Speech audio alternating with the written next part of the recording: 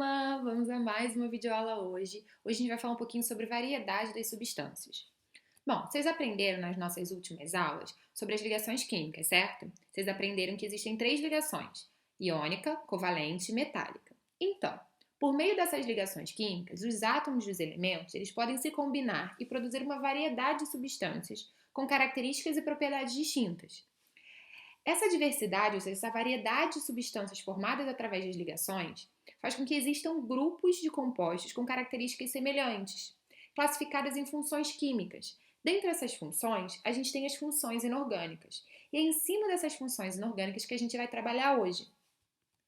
Um composto inorgânico, ele pode ser dividido de acordo com as suas propriedades químicas. A gente pode ter 4 compostos inorgânicos: ácidos, bases, sais e óxidos. Então, na nossa aula de hoje, vocês vão aprender um pouquinho sobre as características de cada um desses compostos, tá bom? A gente vai começar falando sobre os ácidos e as bases. Eu vou começar falando um pouco sobre as características de cada um deles. Bom, os ácidos, eles apresentam, no geral, o sabor azedo. Aquele sabor que a gente encontra nas frutas cítricas, como, por exemplo, limão e abacaxi. Então, é esse sabor que eu estou falando com vocês. O tipo de ligação que ocorre entre os átomos de um ácido é a ligação covalente. Lembra a ligação covalente que a gente aprendeu na nossa última aula? Então, é essa ligação que acontece entre os átomos de um ácido. Além disso, em solução, os ácidos eles conduzem corrente elétrica. O que isso quer dizer? Os ácidos, quando dissolvidos em água, eles vão formar íons. E pelos íons terem cargas, né, a gente viu que os íons podem ser cátions ou ânions, ou seja, podem ter cargas positivas ou negativas. Isso vai facilitar a condução de corrente elétrica. Eles têm ação sobre indicadores. Vocês ainda vão aprender aqui, conforme a gente for andando na nossa aula, vocês vão aprender o que são indicadores. Então, eu vou explicar isso aqui, vou deixar para explicar isso aqui melhor num outro momento. Daqui a pouquinho vocês vão entender o que é isso de ação sobre indicadores, tá bom? E por fim, os ácidos, eles vão ter sempre hidrogênio na fórmula. E vai estar sempre escrito nessa forma que está aqui, ó, HA. Então, a fórmula de um ácido ela vai sempre começar por hidrogênio e vai ser seguida dos demais elementos que compõem o ácido. Então, aqui o A, ele está indicando esses outros elementos que vão compor o nosso ácido, tá? Que vão vir na fórmula. Mas o que é importante vocês terem em mente é que ácido sempre tem hidrogênio. E a fórmula de um ácido sempre começa com hidrogênio, tá? Depois eu vou mostrar uns exemplos para ficar mais fácil. Já as bases, elas apresentam um sabor adstringente, ou seja, aquele sabor que amarra na boca, que é o sabor que a gente encontra numa banana verde ou num caju. O tipo de ligação que ocorre entre os átomos de uma base é a ligação iônica, ou seja, a ligação que ocorre através da transferência de elétrons. Vocês aprenderam nas nossas últimas aulas. As bases, assim como os ácidos, elas conduzem corrente elétrica quando dissolvidas em água. Por quê? As bases, quando dissolvidas em água, elas vão separar e formar íons. E a gente viu que o quê? Os íons têm carga e isso vai facilitar essa condução de corrente elétrica. Assim como os ácidos, as bases também têm ação sobre os indicadores, que eu vou explicar para vocês daqui a pouco. E as bases, elas vão ter na fórmula delas sempre OH, tá? Vai ser sempre o oxigênio acompanhado de hidrogênio, nessa ordem, tá? Vai ter sempre o OH junto. E esse OH, ele geralmente vai aparecer o quê? No final da fórmula. Vocês vão ver, depois eu vou botar aqui um exemplo para vocês entenderem. E é outra maneira da gente abordar o conceito de ácido e base. Para isso, a gente precisa entender a teoria ácido-base de Arrhenius e o conceito de ionização e dissociação. Arrhenius, ele propôs, né, que os ácidos eles são compostos moleculares, ou seja, compostos que são formados por ligações covalentes, que em solução aquosa, ou seja, em água, eles vão formar íons por um processo conhecido por ionização.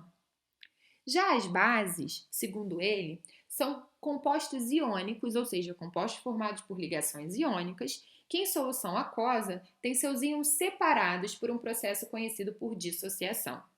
Então agora eu vou mostrar para vocês o que seria a ionização e a dissociação. A ionização é um processo onde há formação de íons, ou seja, ela vai ocorrer quando o composto molecular, no nosso caso aqui um ácido, formado por ligações covalentes, quando ele é colocado em um solvente, como por exemplo a água. Então aqui eu tenho uma reação genérica de como ocorre esse processo de ionização.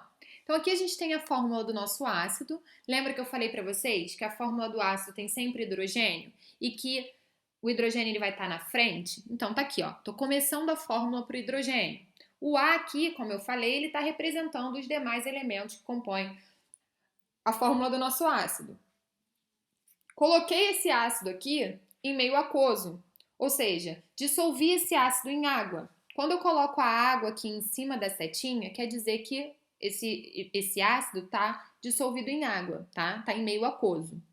Bom, estão vendo aqui que do lado do meu hidrogênio eu tenho um X? Esse X está indicando o índice do hidrogênio, ou seja, ele está indicando quantos hidrogênios eu tenho na fórmula do meu ácido. Esse índice vai determinar quase tudo a respeito dos nossos produtos, dos produtos gerados na ionização.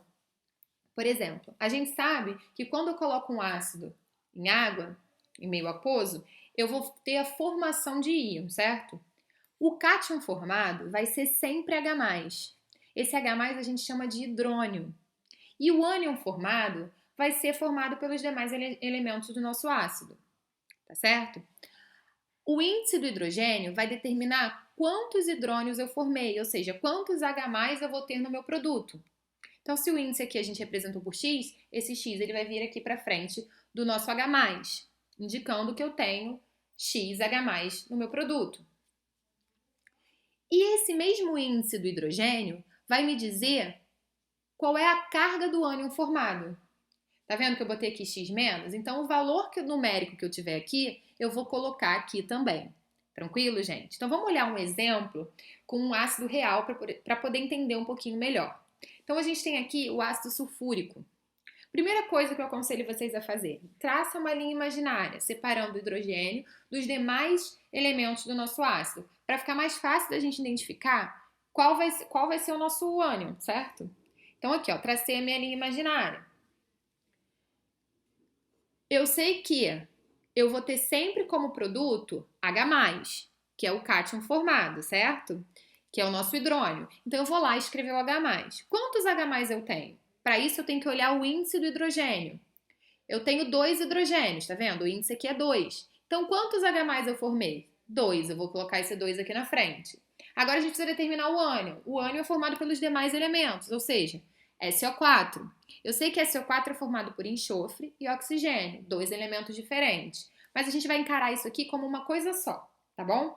Então, qual vai ser a carga do ânion? Qual vai ser a carga do SO4? Para isso, eu preciso olhar o índice do hidrogênio. Então, se eu tenho o índice dele aqui é 2, a carga do meu ânion vai ser 2-, certo?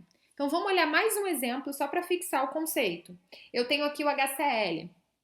Primeira coisa, vou separar o meu hidrogênio dos demais elementos. Separei o hidrogênio do cloro. Esse meu ácido foi colocado em água, está em meio aquoso, está representado aqui pela água em cima da setinha. Vou formar íons. Um dos íons formados vai ser sempre H+, vai ser sempre o hidrônio. Quantos hidrônios eu tenho? Vou olhar o índice do hidrogênio. Se eu tenho, não tenho nada escrito, ou seja, eu tenho um hidrogênio, então eu vou formar um H+. Não preciso escrever nada aqui na frente. Agora vamos olhar o ânion. O ânion vai ser formado pelo cloro, né?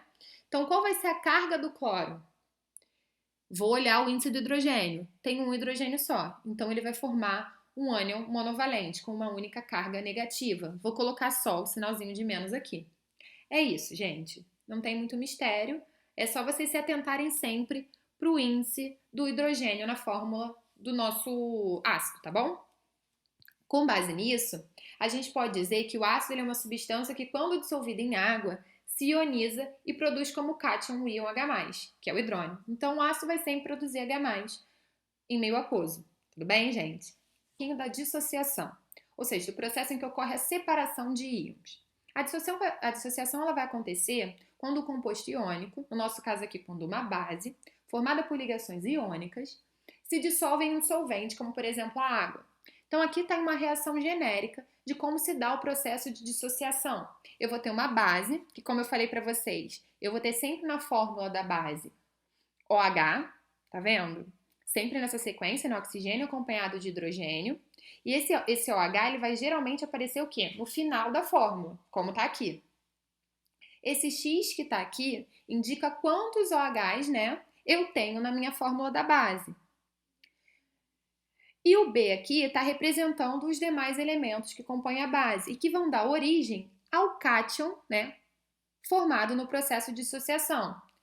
O OH vai originar OH-, que é a hidroxila. Esse OH- a gente chama de hidroxila, que é o ânion formado no processo de dissociação de uma base.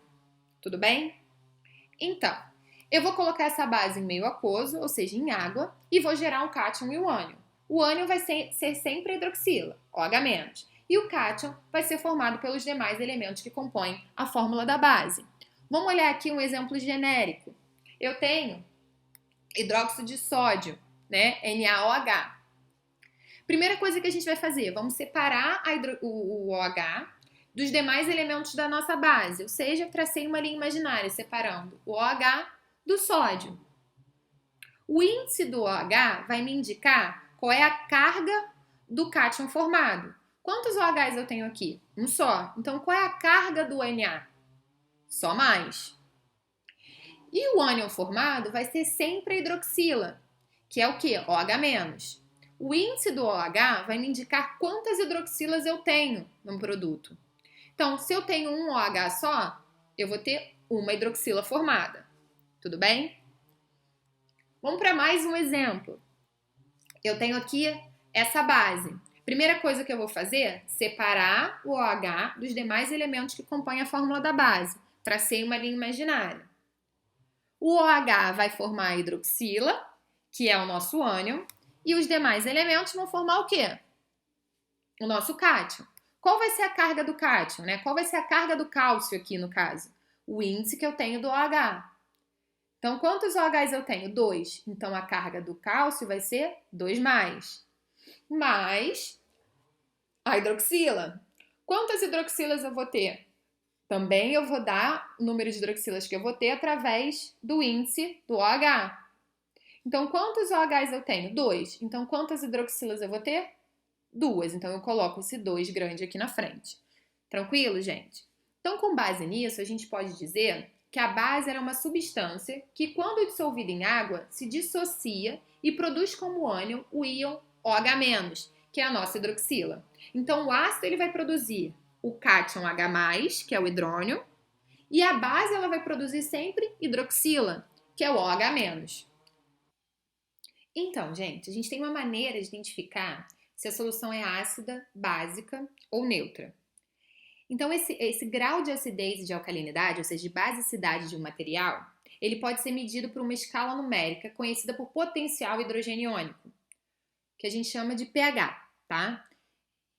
E a 25 graus Celsius, ou seja, a temperatura ambiente, os valores de pH, os valores dessa escala numérica, vão de 0 a 14. Então, tá aqui a nossa escala numérica.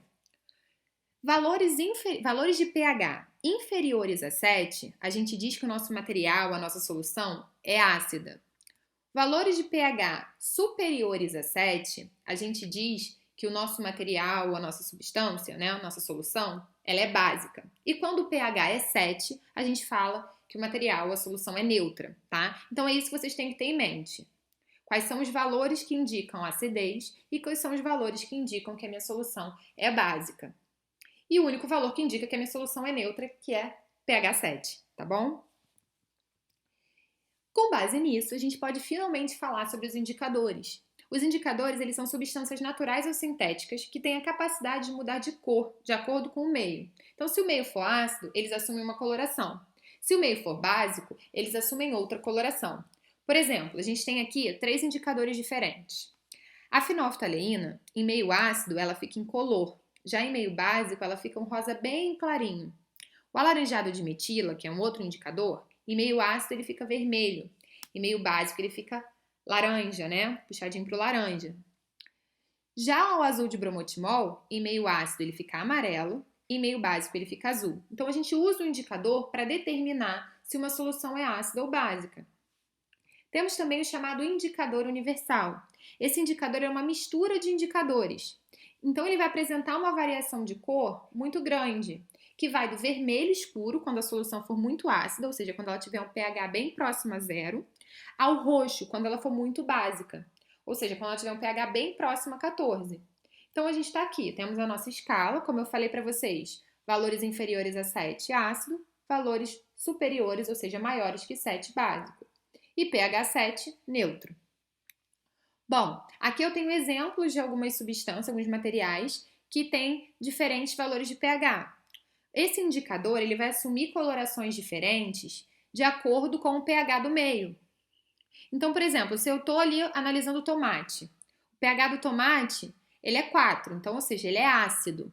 Então, o indicador vai assumir essa coloração aqui. Se eu estou olhando a água, que tem um pH 7, que é neutra, o indicador vai ficar verde. Se eu estou olhando o alvejante, por exemplo, que é básico, tem um pH 13, o indicador vai ficar nessa coloração aqui de roxo, né?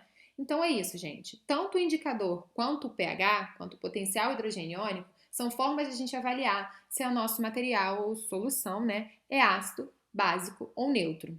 Então era isso que eu tinha para falar com vocês a respeito de ácidos e bases, tá bom?